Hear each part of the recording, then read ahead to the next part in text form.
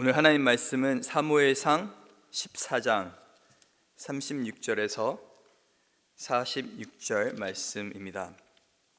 사울이 이르되 우리가 밤에 블레셋 사람들을 추격하여 동틀 때까지 그들 중에서 탈취하고 한 사람도 남기지 말자. 무리가 이르되 왕의 생각에 좋은 대로 하소서 할 때에 제사장이 이르되 이리로 와서 하나님께로 나아가사이다 하매 사울이 하나님께 묻자오되 내가 블레셋 사람들을 추격하리이까 주께서 그들을 이스라엘의 손에 넘기시나이까 하되 그날에 대답하지 아니하시는지라. 사울이 이르되 너희 군대의 지휘관들을 다 이리로 오라. 오늘 이 죄가 누구에게 있나 알아보자. 이스라엘을 구원하신 여호와께서 살아계심을 두고 맹세하노니 내 아들 요나단에게 있다 할지라도 반드시 죽으리라 하되 모든 백성 중 한 사람도 대답하지 아니하매 이에 그가 온 이스라엘에게 이르되 너희는 저쪽에 있으라. 나와 내 아들 요나단은 이쪽에 있으리라. 백성이 사울에게 말하되 왕의 생각에 좋은 대로 하소서 하니라. 이에 사울이 이스라엘의 하나님 여호와께 아뢰되 원하건대 실성을 보이소서 하였더니 요나단과 사울이 뽑히고 백성은 면한지라. 사울이 이르되 나와 내 아들 요나단 사이에 뽑으라 하였더니 요나단이 뽑히니라. 사울이 요나단에게 이르되 내가 행한 것을 내게 말하라. 요나단이 말하여 이르되 내가 다만 내 손에 가진 지팡이 끝으로 꿀을 조금 맛보았을 뿐이오나 내가 죽을 수밖에 없나이다. 사울이 이르되 요나단 내가 반드시 죽으리라. 그러지 아니하면 하나님이 내게 벌을 내리시고 또 내리시기를 원하노라 하니 백성이 사울에게 말하되 이스라엘이 큰 구원을 이룬 요나단이 죽겠나이까. 결단코 그렇지 아니하나이다. 여호와의 살아계심을 두고 맹세하옵나니 그의 머리털 하나도 땅에 떨어지지 아니할 것은 그가 오늘 하나님과 동역하였음이나이다 하여 백성이 요나단을 구원하여 죽지 않게 하니라. 사울이 블레셋 사람들을 추격하기를 그치고 올라가매 블레셋 사람들이 자기 곳으로 돌아가니라. 아멘. 보통 선거철이 되면은 많은 정치인들이 또 후보들이 여러 가지 공약들을 합니다. 특히 대선을 놓고 봤을 때는 정말 듣기에 너무나도 좋은 그런 공약들을 후보자들이 내놓으면서 사람들의 마음을 그렇게 끌려고 하는 것을 봅니다. 그리고 막상 당선이 되었을 때는 그 사람들의 그 이목 때문에, 사람들의 그 시선 때문에 그 공약들을 다 이루려고 하는 그런 모습들을 볼 때가 있는데, 그 공약이 좋은 공약이 아니었음에도 불구하고, 나라에 득이 되지 않는 공약임에도 불구하고 사람들의 그 시선을 의식해서 또 여론을 의식해서 여러 가지 공약들을 이행하려고 하는 그런 모습들을 볼 때가 참 많이 있습니다. 오늘 본문 안에도 그런 내용이 담겨져 있습니다. 사울이 공약을 걸었었고 맹세를 했었고 또 그 맹세를 이행하려고 하는 그 모습이 있습니다. 이것이 바르지 않는 그런 맹세와 이행이었음에도 불구하고 사울은 사람들의 시선 때문에 또 그런 여론 때문에 이런 것들을 하고 있음을 볼 수가 있습니다. 오늘 본문을 통해서 저희는 왜 사울이 이토록 참 실패를 했는지, 무너졌는지를 다시 깨닫게 됩니다. 이 전력만 놓고 보면은 이 블레셋과 이스라엘은 게임이 안 되는 그런 전쟁을 벌이고 있었습니다. 이 블레셋 군대의 그 규모와 또 어떤 여러 가지 가지고 있던 무기들에 비해서 이스라엘은 가진 것이 아무것도 없었습니다. 근데 참 이 요나단의 믿음 때문에, 요나단의 헌신과 결단 때문에 결국에 이 전쟁의 승기를 잡게 되는 것을 저희가 앞선 본문들에서 살펴보았습니다. 요나단이 이토록 큰 일을 이룰 수 있었던 그 분명한 이유는 뭐였냐면은 하나님께서 요나단과 함께 하셨기 때문에 그렇습니다. 그래서 사실 요나단이 이 전쟁의 승기를 잡게 한 것이 아니라 하나님께서 이 전쟁을 허락하신 것이죠. 승리를 허락하신 것입니다. 왜냐하면 요나단이 앞서서 말했던 것이 수가 많든 적든 그것이 무슨 상관이냐, 하나님께서 우리를 구원하시려고 한다면 그것은 중요하지 않다, 하나님과 함께하면 우리는 승리할 수 있다라는 그 믿음을 가지고 요나단은 전쟁에 임했기 때문에 이스라엘은 이런 참 놀라운 결과를 누리게 되는 것을 볼 수가 있습니다. 그래서 블레셋 군대가 이렇게 무너진 것뿐만 아니라 이제는 도망가는 그 상황 가운데서 저희가 보았던 것이 갑자기 사울이 백성들에게 금식을 명령하는 것을 저희가 앞선 본문에서 살펴보았습니다. 해가 떨어질 때까지 아무것도 먹지 말고 너희는 금식을 해라 라고 하는 그 명령을 하면서 이것을 어기는 자에게는 무서운 하나님의 그 저주가 임할 것이다 라는 경고까지 사울 왕은 했습니다. 겉으로 봤을 때는 이건 굉장히 거룩해 보이는 어떤 결정 같아 보입니다. 전쟁을 해야 되는 상황 속에서 금식을 한다는 것은 그만큼 절실하다는 겁니다. 그만큼 하나님께 매달리고 싶어 한다는 것처럼 보입니다. 또 간절하게 하나님의 뜻을 구하는 것처럼 보입니다. 저희도 참 중요한 순간에 금식을 하면서 기도하는 가운데 하나님의 뜻을 구하고 하나님의 도움을 구하는 그런 상황들이 있습니다. 그런데 이 본문을 자세히 살펴보면은 사울 왕은 정말 하나님의 뜻과 하나님의 도움을 구하기 위해서 금식을 선포했던 것이 아닙니다. 이 14장 24절에 보면은 이날에 이스라엘 백성이 피곤하였으니 이는 사울이 백성에게 맹세시켜 경계하여 이르기를 저녁 곧 내가 내 원수에게 보복하는 때까지 아무 음식물이든지 먹는 사람은 저주를 받을지어다 라고 선포를 했습니다. 요나단은 백성들에게 이 전쟁은 하나님께 속한 전쟁이고 우리가 하나님을 의지하게 된다면은 반드시 승리할 수 있다. 하나님께서 우리를 구원해 주실 것이다 라고 고백하면서 전쟁을 하나님께 속했다고 그렇게 고백했습니다. 근데 이 24절에서 사울 왕은 어떤 고백을 하고 있습니까? 이 전쟁은 내가 내 원수에게 보복하기 위한 그런 전쟁이라고 고백하고 있습니다. 너무나 극명하게 차이가 나는 것을 볼 수가 있는 것이죠.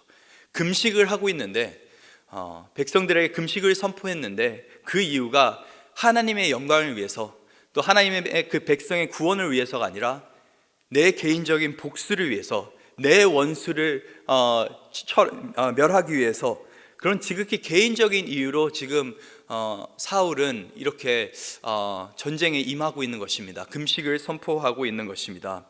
그럴 법도 한 것이 앞서 블레셋 때문에 참 곤란한 상황에 놓여서 뜻하지 않게 제사를 드리면서 이 사무엘에게 한 소리 듣지 않았습니까? 사울 왕이 너의 그 이 왕위가 오래 가지 못할 것이다 라고 사무엘이 얘기를 했습니다.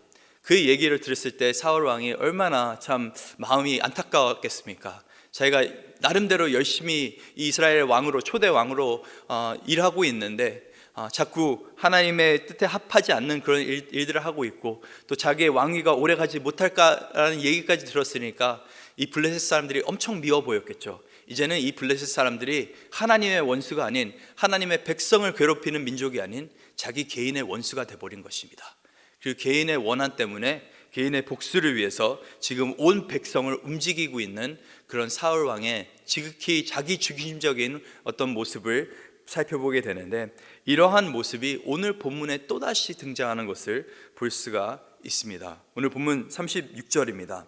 사울이 이르되 우리가 밤에 블레셋 사람들을 추격하여 동틀 때까지 그들 중에 탈취하고 한 사람도 남기지 말자. 무리가 이르되 왕의 생각에 좋은 대로 하소서 할 때 제사장이 이르되 이리로 와서 하나님께로 나가사이다 하매 사울이 하나님께 묻자오되 내가 블레셋 사람들을 추격하리이까 주께서 그들을 이스라엘의 손에 넘기시겠나이까 하되 그날에 대답을 아니하시는지라.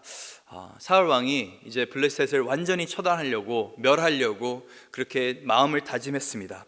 근데 그 가운데서 이 백성들이 먼저 와서 무리가 와서 왕의 생각이 좋을 수도 있는데 먼저 한번 하나님께 이걸 물어보자라고 그렇게 제안을 합니다. 그리고 사울 왕이 그 제안을 받아들여서 하나님께 뜻을 구합니다. 어떻게 보면 이것은 또다시 굉장히 거룩한 모습 같아 보입니다. 경건한 모습 같아 보입니다. 그런데 이렇게 하나님의 뜻을 묻고 있는 사울 왕에게 하나님께서는 침묵으로 대답하십니다. 그 어떠한 말씀도 하지 않으십니다. 왜 하나님께서는 이 상황 가운데서 침묵하셨을까요? 왜 대답을 하지 아니하셨을까요? 그 이유는 사울 왕이 이미 답을 정해놓고 기도를 했기 때문에 그렇습니다. 이미 사울은 자기가 어떻게 하고 싶다라는 것을 벌써 선포를 했습니다. 벌써 남아있는 이 블레셋, 도망가고 있는 블레셋을 우리는 끝까지 추격해서 그들을 탈취하고 한 사람도 남기지 않고 우리는 그들 다 멸할 것이다 라는 굳건한 그런 다짐, 자신의 뜻을 세운 그 가운데서 할 수 없이 백성들이 와서 하나님 뜻을 구해보라고 말을 하니까 어쩔 수 없이 기도의 자리로 나갔던 것이었죠. 그런 상황 가운데서 하나님께서 무슨 말씀을 하시겠습니까? 답정너인데, 그것이 이제 요즘 사람들이, 이제 젊은 사람들이 많이 하는 이야기인데, 답정너, 답은 정해져 있으니까 너는 대답해 라고 하는 것입니다. 데이트할 때 너는 뭐 먹을래? 라고 여자친구가 물어본다면은 사실 그것은 정말 너가 뭘 먹어볼래? 라고 물어보는 것이 아니라 내가 지금 뭘 먹고 싶은지 맞춰봐라고 하는 거나 다름이 없는 것이죠. 답은 정해놓고 기도를 하는 것, 어떻게 보면 이런 모습이 우리의 모습이 아닌가 또 생각이 듭니다. 물론 우리가 원하는 것을, 우리의 구할 것을 하나님께 아뢰는 것은 분명히 그것은 좋은 것입니다. 하나님께서는 우리 마음을 이미 다 알고 계시고 우리의 필요 또한 알고 계십니다. 그래서 솔직하게 우리의 필요한 것들을 하나님께 구하는 것은, 그것은 굉장히 좋은 것이라고 저는 생각합니다. 하지만 그것만이 답이다라고 정해놓고 그것을 구하게 된다면은 더 이상 하나님의 뜻을 구하는 것이 아니라 우리는 단순하게 우리의 뜻을 이루려고 하는 것이죠. 우리의 생각과 우리의 마음을 하나님께 쏟아 부을 때 우리는 항상 하나님께 열린 마음으로 하나님의 뜻을 구하는 정말 열린 생각을 가지고 그렇게 기도해야 되는 줄 믿습니다. 이 사울은 지극히 자기 중심적인 사고를 가지고 자기 중심적인 방식으로 그렇게 나라를 다스리고 있음을 그렇게 오늘 본문 통해서 볼 수가 있습니다. 하나님께서 답이 없으시자 뭔가가 잘못됐구나라는 것을 인식하는데, 그 잘못이 자신이 잘못됐다는 것을 인식하지는 못하고 다른 사람에게 이 잘못이 있다라고 그렇게 단정을 짓습니다.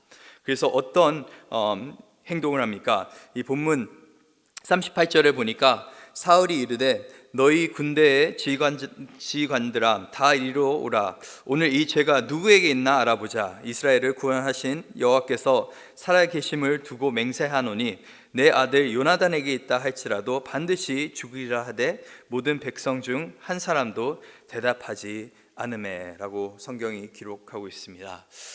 사울 왕이 선택했던 결정은 뭐냐면은 또다시 맹세하는 것입니다. 또다시 하나님의 이름을 걸고 이렇게 약속을 하는데, 이번에는 단순하게 저주를 내릴 것이다 라는 약속을 하는 것이 아니라 죽일 것이다, 죽음을 걸고 맹세하는 것을 볼 수가 있습니다. 만약에 너희 중에 죄를 지은 사람이 있다고 한다면은 내가 하나님의 이름을 걸고 반드시 그 사람은 죽이리라. 내 아들 요나단이라고 할지라도 하나님 앞에 범죄했으면은 반드시 죽으리라. 또다시 어떤 경건한 모습처럼 보이긴 하지만은 사실 이것은 사울 왕이 그만큼 자신의 아들 요나단을 믿고 있다라는 것입니다. 내 아들 요나단만큼은 이런 죄를 범하지 않을 것이야 라고 그렇게 확신하고 있는 것이지, 하나님에 대한 확신을 가지고 이렇게 말하고 있는 것은 아닙니다. 참 영적으로 너무나 그 분별력이 사라진 것을 볼 수가 있는데, 이게 이렇게 자기중심적인 생각을 가지고 자신 중심적인 삶을 살다 보면 우리는 결국에는 영적인 분별력을 잃게 되는 것을 볼 수가 있습니다. 로마서 1장 21절 22절에 보니까 이렇게 성경은 기록을 합니다.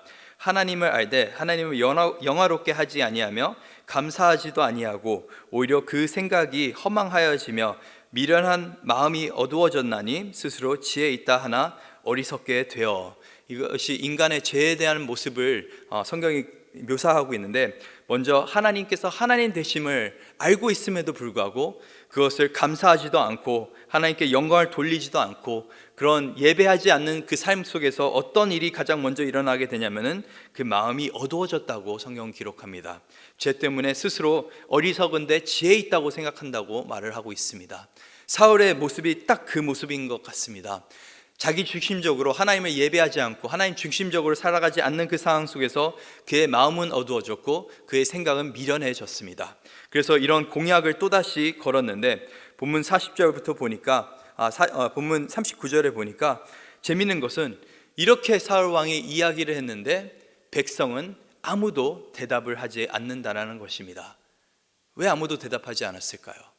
백성 중에서 요나단이 그 꿀을 먹었다라는 것을 아는 사람들이 분명히 있는데, 사울 왕이 이런 맹세를 했을 때 어떤 일이 벌어질 것을 분명히 알고 있는데 백성들은 침묵으로 그렇게 응답을 합니다. 그래, 한번 해보십시오 라고 하는 것이죠. 하나님께서도 침묵을 하시고 백성들도 침묵하는 것을 보고 있습니다.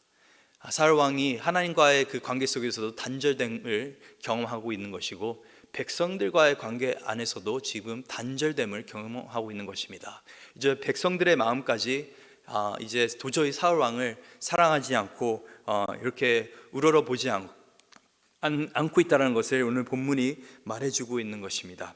하나님을 잃은 것뿐만 아니라 이제 사울 왕은 백성들 또한 잃고 있음을 그렇게 시사하고 있는 것입니다. 그래서 오늘 본문 40절에 보니까 온 이스라엘에게 이르되 먼저 자기와 요나단을 한쪽에 놓고 나머지 사람들을 한쪽에 놓습니다.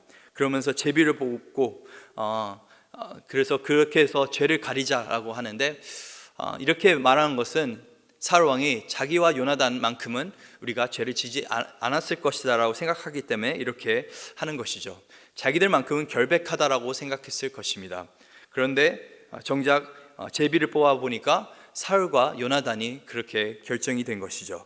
그래서 결국에 사울 왕이 요나단에게 질문을 합니다. 요나단이 뽑히니까 43절에 보니까 사울이 요나단에게 이르되 내가 행한 것을 내게 말하라. 요나단이 말하여 이르되 내가 다만 내 손에 가진 지팡이 끝으로 꿀을 조금 맛보았을 뿐이오나 내가 죽을 수밖에 없나이다 라고 사실대로 요나단은 이렇게 고백을 합니다. 참 놀라운 고백인 것 같습니다. 사실 요나단은 저희가 앞선 본문에서 봐서 알지만은 고의로 꿀을 먹은 것이 아니었습니다. 성경이 기록하기를 그가 왕의 명령을 듣지 못했다고 했습니다. 그래서 알지 못했기 때문에 어떻게 보면은 실수로 그렇게 꿀을 찍어 먹었던 것이었고, 그 이후에 또다시 많은 것을 먹었다고 성경은 말하지 않습니다. 하지만은 요나단이 고백했던 것은 사울이 지금 잘못을 하고 있다라는 것을, 자신의 아버지가 잘못을 하고 있다라는 것을 백성들에게 당당하게 말을 했죠. 근데 오늘 본문에 보니까 요나단은 솔직하게 자기가 꿀을 조금 먹었다라고 고백하지만은 만약 이것이 잘못이라고 한다면 내가 죽을 수밖에 없나이다라고 죽음을 각오하면서까지 사울 왕을 여전히 섬기려고 하는 그 모습을 보이고 있습니다. 자신의 아버지여서가 아니라 하나님께서 세우신 왕이기 때문에 그 권위를 아직까지 인정하고 있는 것을 볼 수가 있는 것이죠. 어떻게든 하나님의 그 세우신 그 왕을 높이기 위해서 지금 요나단은 자신의 목숨까지도 내어놓으려고 하고 있는 것인데, 놀랍게도 아버지 사울은 어떻게 대답을 합니까? 본문 44절에 보니까 사울이 이르되 요나단아 내가 반드시 죽으리라. 그렇지 아니하면 하나님이 내게 벌을 내리시고 또 내리시기를 원하노라 하니. 여기서도 지극히 자기 중심적인 사울 왕의 모습을 저희가 보게 됩니다. 어떤 아버지가 아들을 자기 손으로 이렇게 죽일 수가 있겠습니까? 아무리 맹세했다고 한들 어떻게 자기 살고자, 여기서 보니까 자기가 이렇게 하지 않으면 하나님께서 내게 벌을 내리실 거다라고 그렇게 말하고 있습니다. 우리 민족에게, 이스라엘에게 벌을 내릴 것이 아니라 여전히 자신은 자기에게 내려질 그 벌을 두려워하고 있는 것을 볼 수가 있습니다. 자기 살고자 자기의 아들을 버리려고 하는 이 아버지의 모습이 얼마나 미련한지 백성들이 사울 왕을 말리기 시작합니다. 백성들이 오히려 45절에 보니까 사울 왕에 이르되 우리가 이렇게 구원을 얻게 된 것은 다 요나단 때문이라. 이 요나단이 어떻게 죽일 수가 있습니까? 결단코 그러지 아니하나이다. 여호와의 살아계심을 두고 맹세하옵나니 그의 머리털 하나도 땅끝에 떨어지지 아니할 것은 그가 오늘 하나님과 동역하였음이니이다 하여 백성이 요나단을 구원하여 죽지 않게 하니라. 이 아버지인 사울은 요나단을 죽이려고 작정했는데 오히려 백성들이 요나단을 살려달라고 청원하고 그 뜻에 사울 왕은 자신의 뜻을 굽히는 것을 볼 수가 있습니다.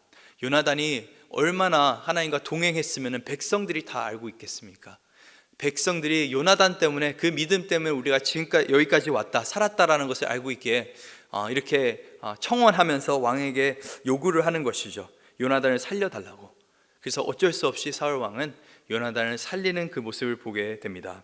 그리고 결국에는 블레셋에 추격하는 것을 내려놓고 포기하고 자기의 있는 그곳으로 돌아갑니다.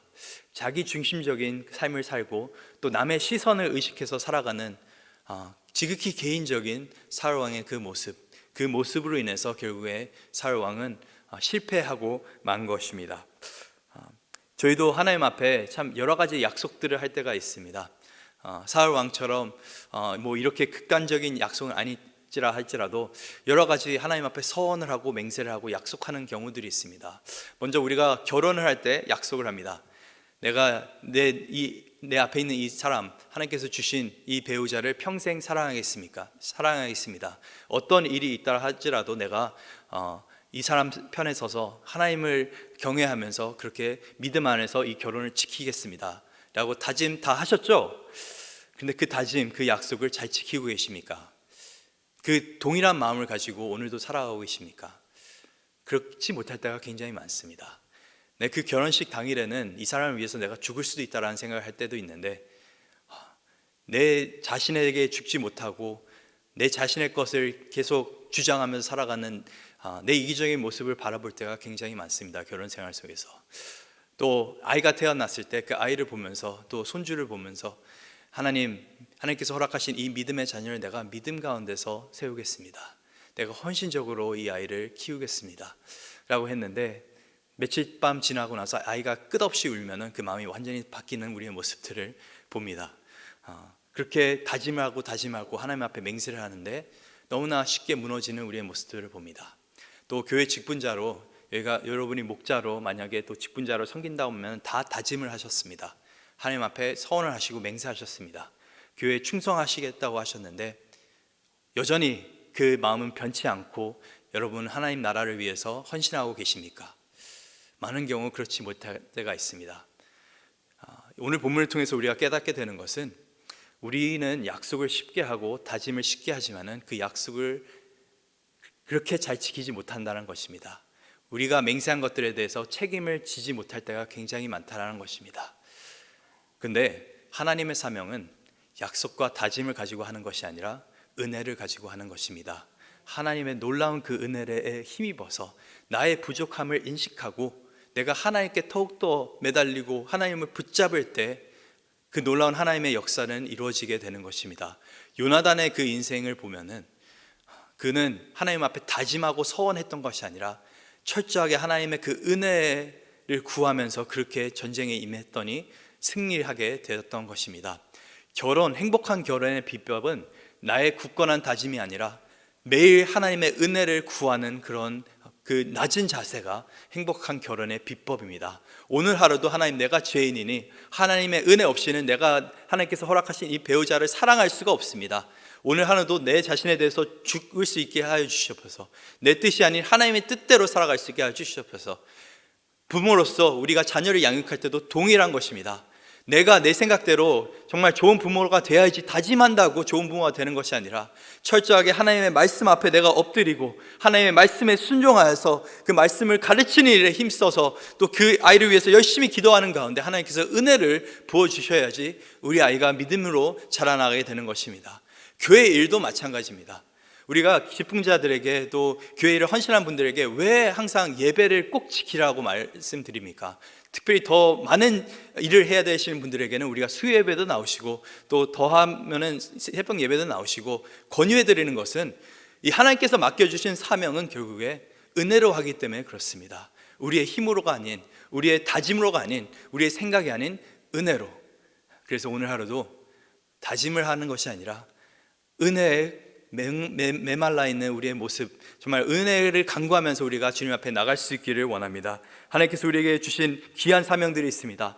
복음의 사명들이 있습니다. 아버지 어머니로서의 사명들이 있고 또 교회의 여러 가지 직분들을 하나님께서 허락하셨는데, 이 모든 것들을 사울왕처럼 자기 중심적으로 하나님의 일을 내 일처럼 만드는 것이 아니라 철저하게 하나님의 일을 할 때 하나님의 그 은혜를 구하면서 할 수 있는 저와 여러분 될 수 있기를 간절히 소망합니다.